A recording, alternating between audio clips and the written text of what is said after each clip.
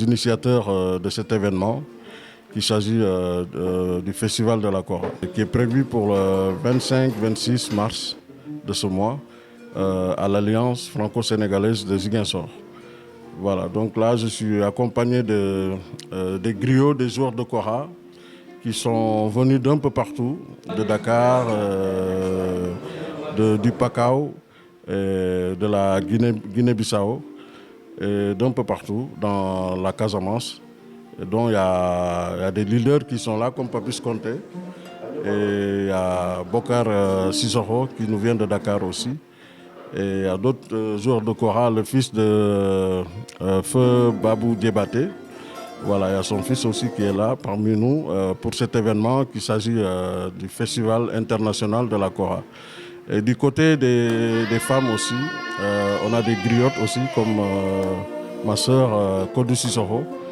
Voilà, qui est griotte aussi, qui est basée en Belgique. Donc on est tous de la famille griotte. Voilà. Donc on est les membres de cet événement qui est le Festival de la Kora. Cette année, on a choisi à rendre, cette année, on a eu cette idée de rendre hommage hommage à quelqu'un qui était parmi nous avec ce festival. Cette année, on a eu cette idée de rendre hommage à quelqu'un de très spécial qui était parmi nous au début de ce festival, qui est le Festival de la Kora. Il s'agit bien de l'incontournable Solo Sissoko, paix à son âme. Et vraiment, on était avec lui en fondant ce festival, qui est le Festival de la Kora. Le festival qui donne la valeur de cet instrument qui est là, qui s'appelle la Kora. Et c'est un instrument qui date depuis le XIIIe siècle, un instrument qu'on apprend de père en fils. C'est de génération en génération. Voilà, donc nous, moi par exemple, je fais partie de la 71e génération de joueurs de Kora. Et la Kora actuellement est à 73 générations de joueurs de Kora. Voilà, donc cet événement, on l'a dédié à Feu Solo Sissoko, paix à son âme, vraiment, qui était avec nous au début de ce festival, à la première édition. On l'a fondé ensemble. On a commencé avec ce festival qui s'appelle le Festival international de la Kora. Voilà, il y aura des Kora qui vont arriver de la Gambie aussi, des Kora qui vont arriver de la Gambie, de la Guinée-Bissau, de Dakar, d'un peu partout dans la Casamance. Et puis voilà, il y aura comme programme aussi une union de la Kora. Il y aura comme programme une union de la Kora qui est la Kora Symphonie. Donc on a fait appel à tous les joueurs de Kora d'un peu partout qui vont venir jouer un des répertoires, les morceaux les plus connus de Feu Solo Sissoko. Ces morceaux phares, ces morceaux qui ont marqué tout le Sénégal, tout le monde entier. Et ces morceaux-là, on va les jouer en forme de Kora Symphonie. On va les jouer en forme de Kora Symphonie.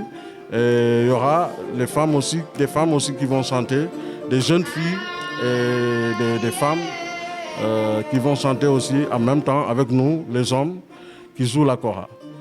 Voilà, donc le vendredi 25, il y aura cette Kora Symphonie, la rencontre des Kora, qui vont jouer les chansons connues de Feu Solo Sissoko, paix à son âme.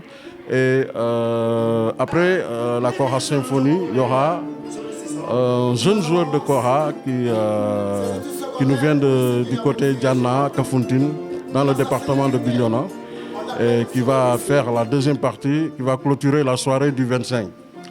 Et pour la soirée du 26 mars, ce serait avec moi en personne, Sadio Sissoko, et le Golden Kora Band, plus des invités surprises qui vont venir d'un peu partout. Et c'est une fête des griots. Donc nous allons célébrer ensemble la Kora, qui est notre instrument traditionnel. Et vraiment de faire connaître au monde entier la Kora, notre culture. Vraiment, c'est un festival aussi qui est ouvert à tout un griot, qui est ouvert à tout un joueur de Kora, plus particulièrement. Et donc on aimerait bien aussi, après l'édition prochaine, de faire voyager ce festival, de l'amener en Gambie par exemple, à Dakar, hein, dans des grands halls comme le théâtre Daniel Sorano, le grand théâtre aussi, pourquoi pas, et de faire vivre les griots leur culture. Voilà, c'est ça le but de ce festival. Voilà, donc cette année, nous rendons hommage à Feu Solo Sissoko, paix à son âme. Solo Sissoko, c'est un grand référence de la Kora, dont il a marqué son temps. Depuis qu'il était tout petit, il était fou amoureux de la Kora. Il jouait dans les petites cérémonies, les femmes l'appelaient à jouer dans les mbahal par exemple. Et il a aussi été, selon ses études, il a été au lycée d'Ignabo de Ziguinchor, dont les femmes l'attendaient à sa descente de l'école. Chaque jour, il y a des femmes, il y a des groupements de femmes qui sont devant l'école, qui l'attendaient, qui sortaient, et pour lui proposer d'aller jouer quelque part. Donc il a fait comme ça pendant sa carrière. Et jusqu'à un moment donné, il a initié les percussions. Parce qu'avant, la kora, quand il jouait, il y a quelqu'un qui est assis par là, qui joue les côtés de la kora, comme percussion, ça fait percussion en même temps. Voilà, il y a l'autre qui est du côté gauche, un autre qui est du côté droit. Donc après, avec l'évolution, il a révolutionné la kora, il a fait appel au tam-tam, au sabar, il a joué avec des sabars, il a initié les sabars avec la kora. C'était le premier joueur de kora qui a fait ça. Il était le premier joueur de kora qui a fait ça, qui a osé à faire appel aux guitares, qui a fait appel à la batterie aussi, à la musique orchestre avec la kora. Voilà, donc la musique moderne et la kora en même temps. Solo, il était le premier à faire ça. Mais je crois bien qu'il a eu à voyager en Europe. Hein. Voilà. Après ses parcours dans la Casamance, dans la sous-région, en Gambie, un peu partout, il est parti à Dakar pour mieux faire des découvertes, vraiment pour mieux se faire connaître par le monde entier. Donc quand il était à Dakar aussi, il a marqué son temps à Dakar. Tout le monde l'appelait dans toutes les cérémonies, par exemple, les fourrels, par exemple. Les femmes font appel à Solo pour venir animer leur cérémonie. Donc à partir de là, il est parti, en premier temps, il est parti en France. Il était parti en France, donc à son retour, il est reparti en Norvège, voilà, ainsi de suite, en Suède. Vraiment, il a fait le tour du monde avec sa kora. Il a joué dans des zones où vraiment les gens ils n'ont jamais vu de peau noire. Il y a les enfants parfois à l'école quand ils jouent, ils touchent à ses mains comme ça pour voir si ça sort. Vraiment, Solo, il a marqué son temps avec la kora. Il a fait voyager la kora d'un peu partout. Vraiment, c'est un des musiciens qui a beaucoup fait découvrir la kora. Ouais. Moi, je n'en disconviens pas.